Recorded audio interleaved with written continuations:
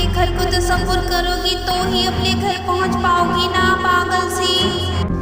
अच्छा मुझे माफ कर दो, अब जैसा तुम बोलोगी मैं वैसा ही करूंगी, पर खुदा के वास्ते मुझे मेरे घर पहुंचा दो प्लीज। अच्छा मैं अब कुछ मंत्र पढ़ूंगी, लेकिन इसके लिए तुम अपनी आंखों को बंद ही रखना। अरे शुक्रिया, यही मेरा घर है।